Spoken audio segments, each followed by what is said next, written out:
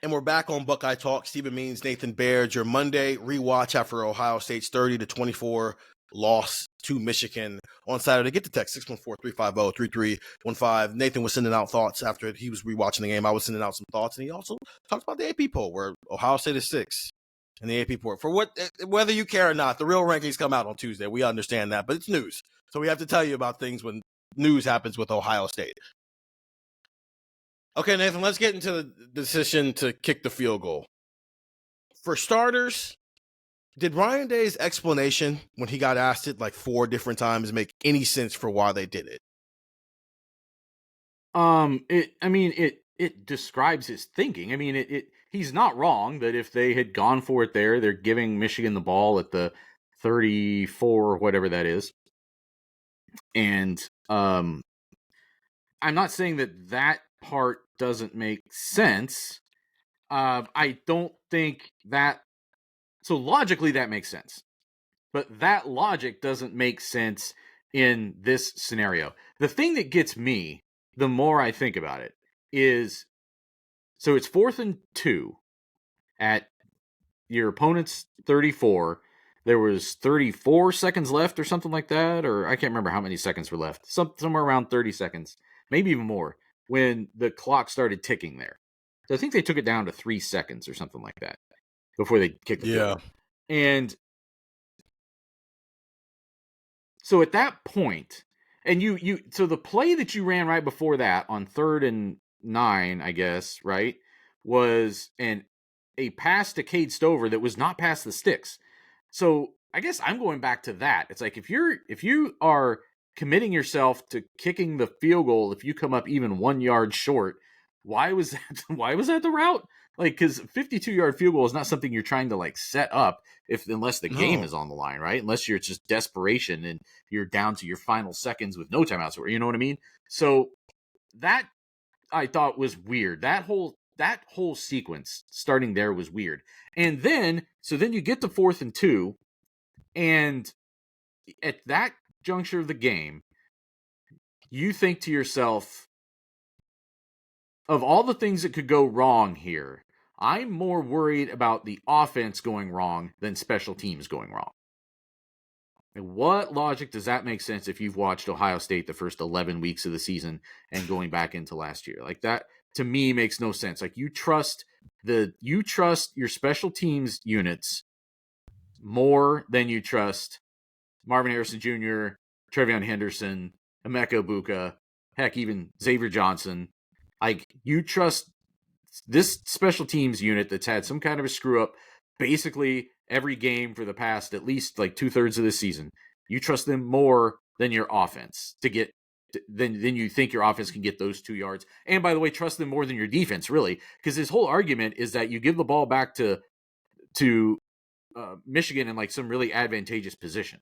Well, number one, it's their own 34. It's not that advantageous of position. If you had just scored a touchdown and kicked off, they might be at their own 34. Like, let's not freak out about it being at their own 34. They do have 2 timeouts. That's the other part of the logic that I don't understand, because if Sherrone Moore really wanted to run a play, when he saw that you were going to run the clock down, he could have called a timeout. Yeah. And preserved time.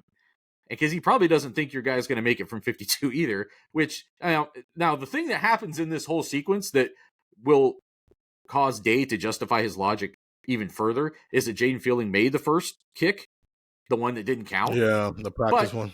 But there's, he at that point the whistle had blown. It wasn't like he was already running up as the whistle blew. Like, the whistle blew and then he ran up and kicked it. So he got his practice win in when he knew there was no rush and all that stuff. And to me, I even go back to the one on the second possession of the game where it's 4th and 1 at their own 46 and they punt. And for 2 reasons. And it's kind of born out. Number one, again, you're trusting your special teams to do the dynamic thing there. And guess what? They didn't. It was a terrible punt. He netted like, he went like 35, 37 yards in the air. Like, this is not a good game for J.C. Mirko. Michigan had a huge advantage in punt differential in this game.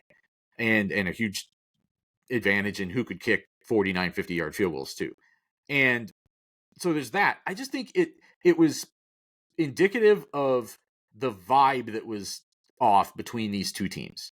That one team the one team wants to play it safe too often, and Michigan is ready to put the pedal to the floor more often. This isn't really directly related to the scenarios we're talking about, but just little pieces happen during a game that, as they're happening in real time, maybe even subconsciously, they're like building the vibe that you take away from a game.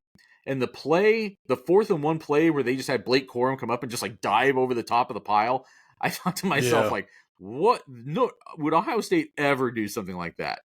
Like, what was that? Like the idea of just like propelling yourself through the air like that, launching yourself through the air like that into a pile of guys, like into the teeth of the defense to get that yard because you want that yard so bad and you're willing to just die for it, basically. Like, that's a attitude that, of all the things that we thought were sort of different about each of the last 3 losses in the game for Ohio State, I think attitude might be the constant, might be the common denominator to some extent. And it's what separates, even when Ohio State has more talent sometimes, it's why Michigan came out on top in those games, in specific scenarios of those games. So I think with that 4th and 1 at his own 46 on the second series, you've got one of the best defenses in the country. I know, you're playing in Michigan's house. I know they have a great defense too that you respect, but you can get 1 yard and send a message to your team. And by the way, also like retain possession. And like, there's a play in the second half of this game where it's 3rd and 2, and it's on the final. It's on that 8-minute drive, 3rd and 2, and Cornelius Johnson runs a just quick. Well, it might have been OPI. Frankly, he and Jordan Hancock had some rubbing his racing going on there. But he comes out, pushes off at Jordan Hancock, turns around, catches a 3-yard pass. Like, there have to be plays in Ohio State's repertoire that are that high percentage of working to get you 1 yard, right? Like, we've talked about this now for a couple of years, like especially in the passing game. Like, there has to be your 1 yard quick slant to Marvin or Emeka or whoever for 1 yard, and that's all you need. You get 2 yards on the play, you convert a quick first down, and you move on with your life. Like, that's what I think they needed there. They needed to send a message to themselves and probably to Michigan too, because they'd already dropped the 3rd down on the first series and taken away the momentum and the chance to push down the field. And they needed to. So when you lose it like that, I think you need to steal one back. So I thought both of those were missed opportunities. I understand the first 4th and 1. I don't agree with it whatsoever, but I understand that it's that early in the game. So I get it. You're still filling it out. But I don't agree with it at all. I think that early in the game is a reason to do it, because you have a whole game to recover from it if it does go wrong, if you don't get it. By the way, your defense can also just like hold them there. They had just done a 3 and out, and after they punted it away, they did another 3 and out. Like, Ohio State's defense wasn't getting run over at that point. That's true. Here's my problem with the second one. One, I texted this to the texters. It seemed like a decision you make when you're playing indoors. And you're not. You're playing in Ann Arbor in November. And that's like the small portion of that, but still, that's a decision NFL teams make. My other problem with it is, here's how the drive went. First of all, Michigan's special teams is awesome, both their kicker and their punter. Ohio State starts that drive on their 2nd yard line. That's part of the thing is, they constantly were deep into their own territory when they were starting drives. They never really flipped field position. First play, Trevion Henderson gets 2 yards, and I get it. You're just trying to create some space here so you can actually run your offense. Second play, they bring in Chip Trayanum. I think that's the play where Trey might have messed up his ankle, so he comes out and they're like taping his ankle. So Chip Trayanum comes in, he gets 1 yard, and so it's like, okay, well, now we got to try something here. And then that's when Julian Fleming gets the 9-yard catch that they reviewed, which I don't think they should have reviewed. I thought it was just a pretty simple catch right in that situation. Very next play is the play we talked about in the first segment with Kyle McCord, the 44-yard pass to Marvin Harrison Jr., where he climbs the pocket and zips it down the field and flips field position. So now your passing game is going. They're in rhythm. Let's go. Let's play football here. You run the ball with Trey. You throw a short pass to Chip Trayanum, which that's on Kyle McCord. He's got to hit that. Because I think they're in tempo at that point. He's got to hit that pass. And he didn't complete that pass, so it slows things down. Trevion Henderson comes back into the game. 1 yard, and then you go with Cade Stover for a 7-yarder, which sets up the 4th and 2 situation. But still, 2 pretty big plays in the passing game, one to Julian Fleming to get you some breathing room, and then another one to Marvin Harrison Jr. to get you down the field. And you halt all that momentum to run 30 seconds off the clock. But the momentum was building before that, because how did Michigan's position in that led to the punt? That was the one sack. The sack. Yeah. So that's I think that's my issue, and we can get into the conservative talk, because we talked about this in the car too. We were in the car for 4 hours. We talked about a lot of stuff, but it's like 3. I got us home in a good clip. Well, no, you gotta bake in the fact that we stopped to get food, because we have to feed ourselves. Well, we weren't in the car. But yeah, we were in the wonderful Bar Louie in Toledo, that's true. Ohio. No, that's true. Nathan got us home in very efficient timing manner. It was the best drive of the day, and that includes the drive where Ohio State decided to just run the ball 12 times. It was the second shortest drive of the day after the one that Michigan went on in the fourth quarter. That's fair. But you got to know the feel of the game, man. You're on the road. Your defense just got a pretty big stop. It looks like your offense is starting to go. You have a chance here, because what's the score at that point? 14-10? It's 14-10.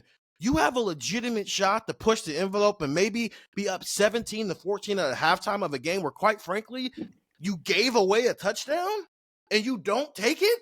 You don't even think about taking it? And it's not the only thing that matters here, but it sets a tone. It sets a tone for how you're going to attack the rivalry game, especially in a game where on the other side of the field, Sharon Morgan asked this about too.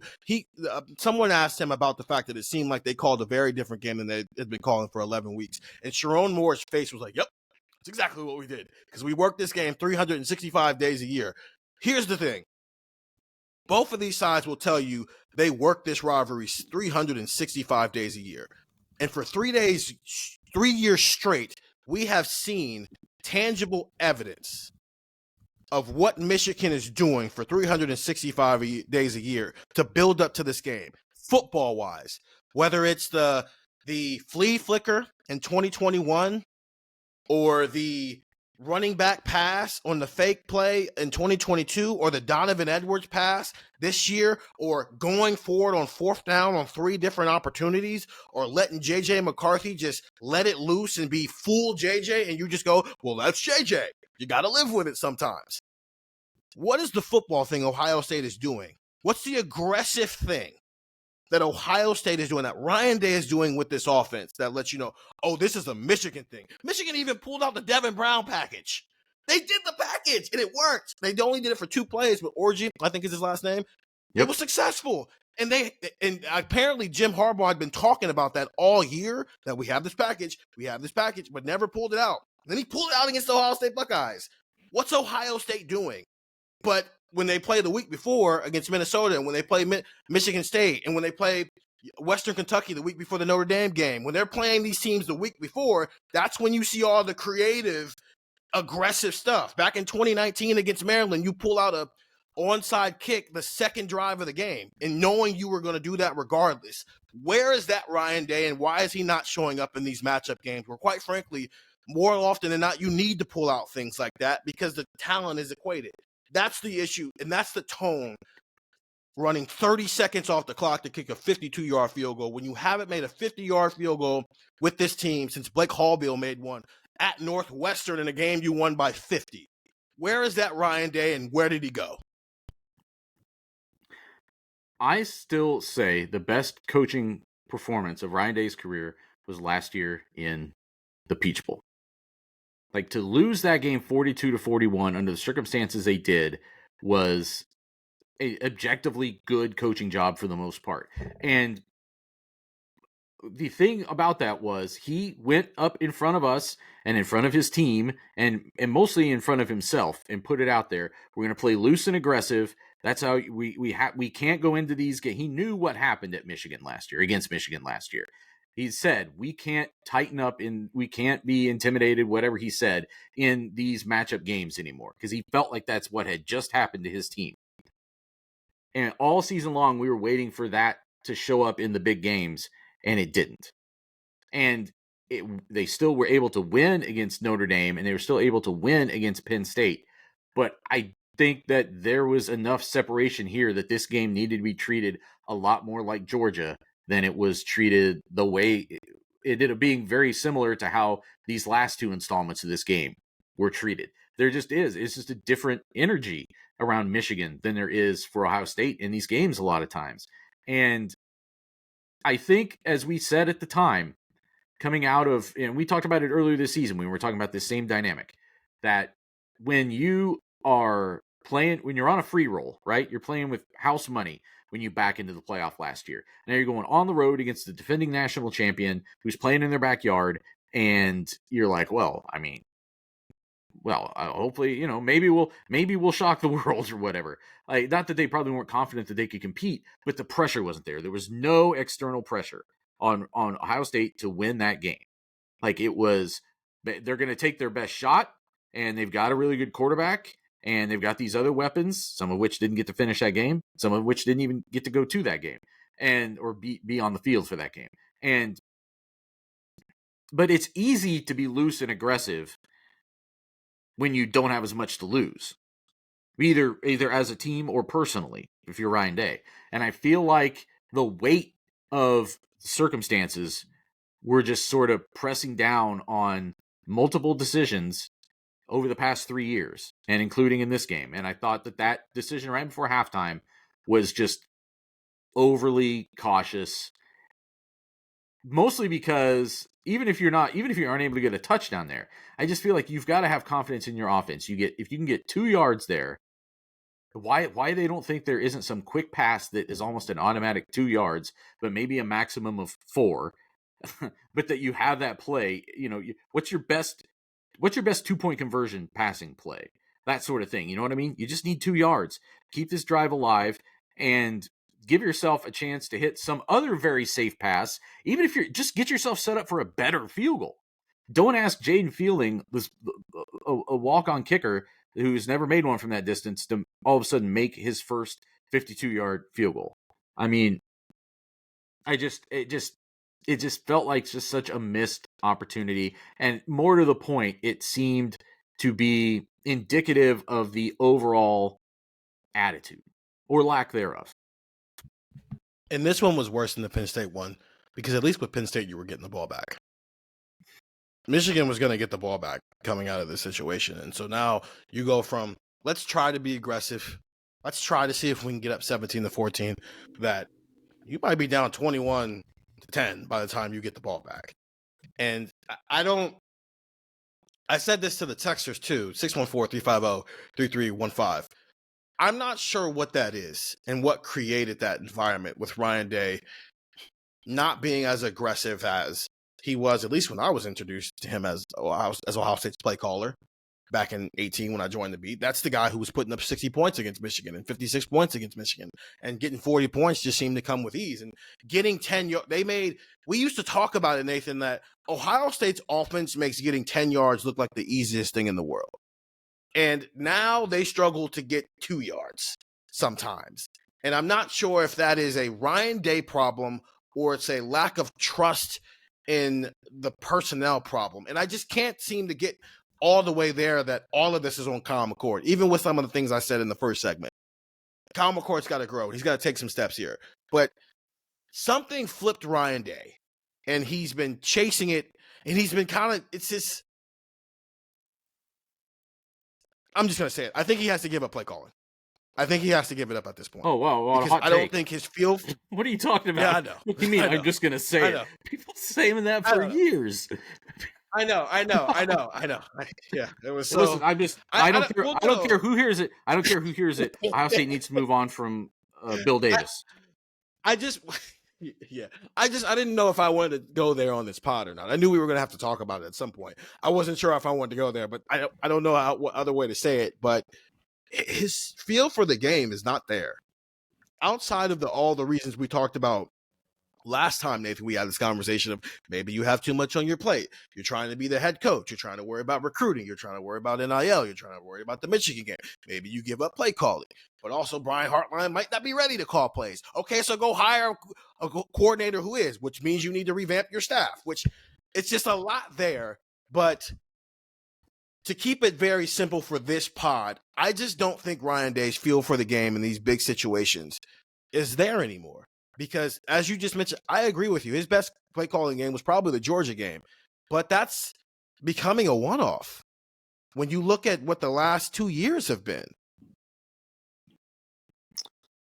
Yeah, you can't tell me that the game management decisions wouldn't be aided by not also having to be the play caller.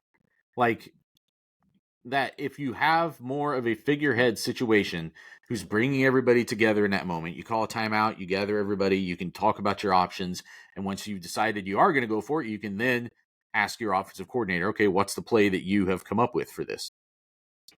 When you're asking someone to wear those hats simultaneously, it's tougher. And it didn't have to be this way.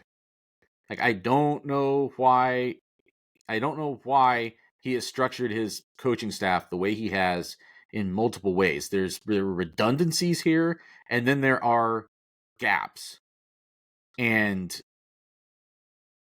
I don't know why you need a quarterback's coach if you're also going to be the quarterback's coach primarily. By the way, like, it's interesting watching this team in pregame. And again, I have nothing personal against Corey Dennis, and I actually don't have anything personal against Parker Fleming when I was saying 3 years ago that didn't make any sense that they were putting him in that position. It's not personal. It's just that how are you arranging this small commodity that you have? Like, you only have 10 spots and you have to use them efficiently. And I feel like they have very inefficiently set up their coaching staff.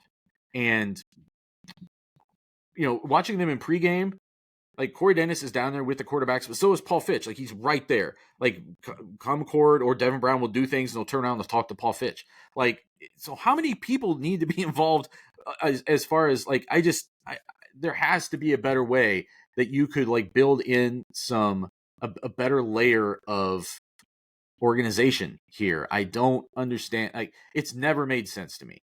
Some of this has never, going back to 2021, it just hasn't made sense. When they made the decision to make Parker Fleming the special teams coach, there has to be a rethinking of that, and almost like from the top to the bottom. I know there are other assistant coaches that people maybe like or don't like as far as their job performance. I think the number one thing to decide, though, is where the resources are being used. Who are you putting where? What's going on? Like, once you decide that, then make individual decisions. And clearly, Ryan Day set it up this way on purpose. It's essentially the way it's been set up since he took over as head coach. Like, he's always had a quarterback's coach. He's always had someone in charge of special teams. It was Matt Barnes before he got moved to the secondary coach, which opened the job that Parker Fleming took. Like, I just don't understand why you've structured it this way. If you weren't ready for Brian Hartline to call plays, then why did you promote him to offensive coordinator? I know why you did. I mean, I know he needed a raise. I know you're trying to keep him for any number of reasons. But again, then why didn't you also then restructure the rest of the staff to actually have someone on staff who could help you who could be the play caller? Hire him and another offensive coordinator. Have co-offensive coordinators. You had co-defensive coordinators when you started this thing in 2019. Like, it doesn't make sense to me. The math has never added up on how they structure the coaching staff, and I would be shocked if there weren't structural changes this offseason. If there aren't, then I think next year could be it will make next season uglier. It's not that you have to have sacrificial lambs coming out of this loss. I don't believe in that. But I just think that it's very evident that this setup isn't working. Oh, you don't? I do. I believe in the sacrifice. I mean, Kerry Combs was the sacrificial lamb after the Oregon game, so I think so. No, That's not a sacrifice. Like, a sacrificial lamb to me is like, well, we're throwing somebody under the bus. We're getting rid of somebody just to appease the people who think we need to do something. That's not what I think needs to happen. I think there are, like, Kerry Combs wasn't getting the job done as defensive coordinator, so they took away play calling duties. That's not a sacrificial lamb. That's just making a change that needed to be made to correct something that was going wrong, and that's what needs to happen now. So the things that we're talking about, like the Parker Fleming thing, was something that should have ever been installed that way. And now that they are not performing on special teams, you have to make the change. Like, there has to be a complete rethinking of how you've set this up. I'll say this about the quarterback situation. I don't know who's the most powerful voice in the quarterback room on a day-to-day basis. When your head coach is a quarterback's coach by trade, you have an actual quarterback coach that you're paying six-figure salary in Corey Dennis. But to your point, you also have Paul Fitch, who's here as an analyst, but has a long career of being a coach in college football. I don't know, like, who, and so I almost ask it every spring in a way of like, yo, who's talking in there? And it's like, yeah, Corey Dennis has a role in there, but so is Ryan Day, but also really appreciate what Paul Fitz brings to the table. So who's talking? When you're in class, when you're in quarterback class, whose voice matters the most?